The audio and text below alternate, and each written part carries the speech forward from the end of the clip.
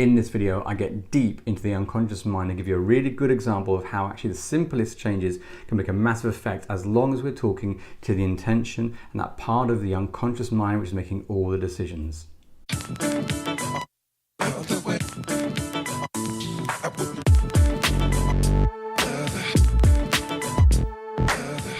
The unconscious mind is far more in control of what's going on in your behavior than you potentially realize.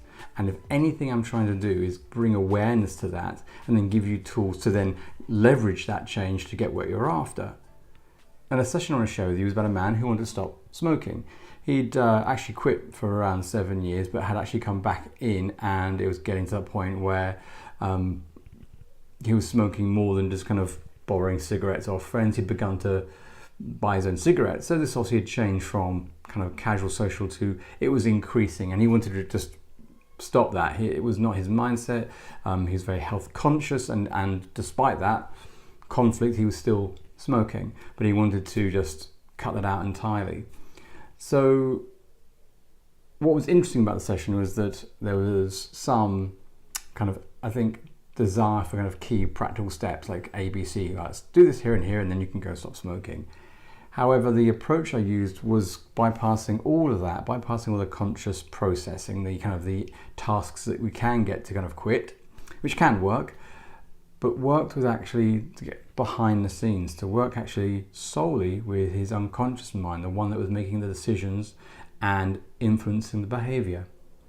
And the process was literally to help him have a conversation with that part of his brain, which isn't intentionally meant to be esoteric or slightly weird, but to really say to you that the biggest amount of change that I could help this man achieve was working in that area, in the unconscious mind. So we went through a couple of steps and stages where we were just talking.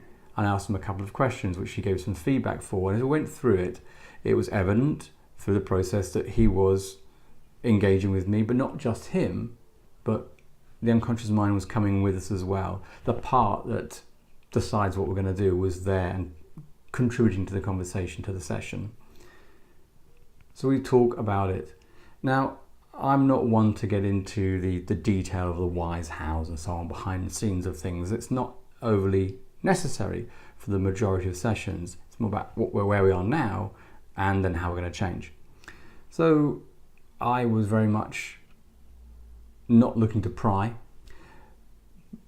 and only focus on having a conversation with the unconscious, helping him understand what its positive intention was behind this particular behavior that he wanted to change, and then evolve a solution for him.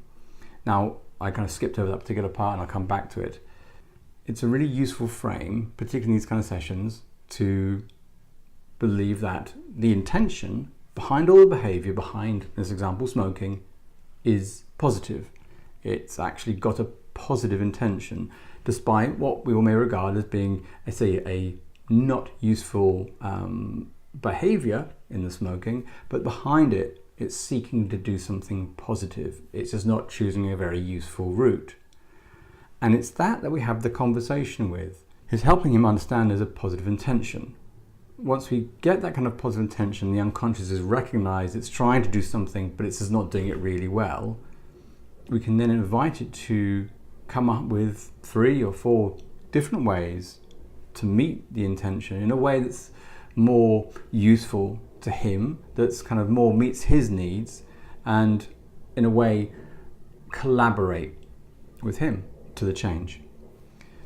In this session, there were a few questions which at the end they really took, I could say half an hour, but I think 20 minutes was fine.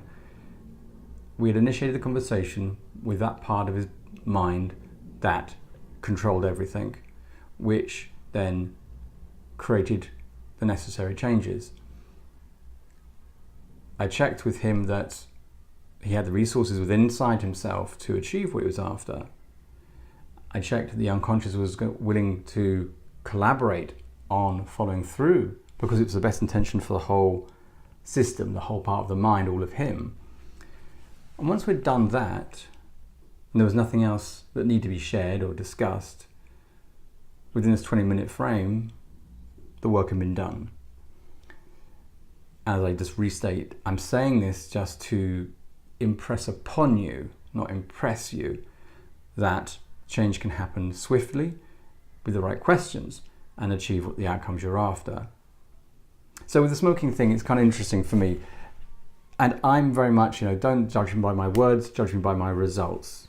And I live by that, because there's no point me saying stuff which is very easy to say, but it's about actually you getting the results that you're after. So I asked him, so when do you usually go out for drinking? When do you usually socialise? When the smoking kind of happens?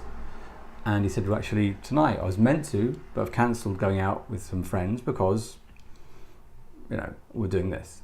I said, okay, go to the pub or wherever.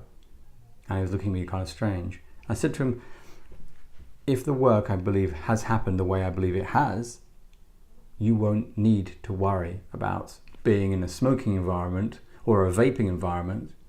You can actually be there, be surrounded by smoke, and not feel any connection or any desire to smoke.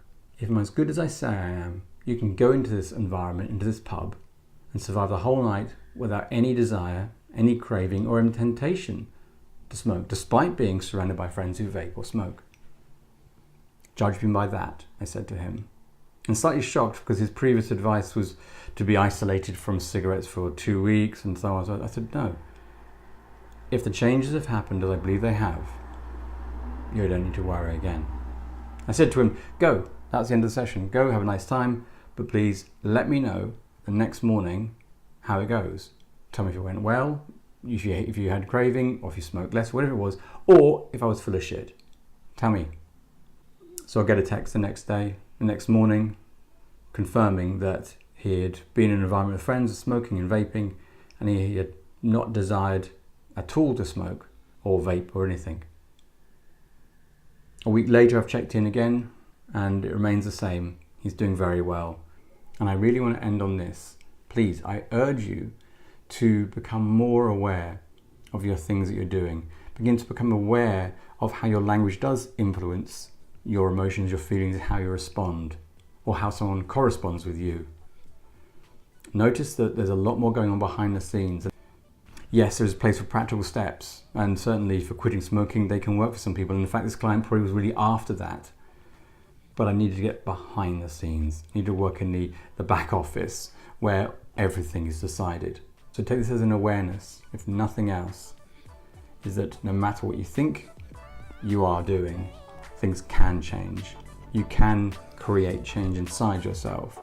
You can create lasting change inside of yourself.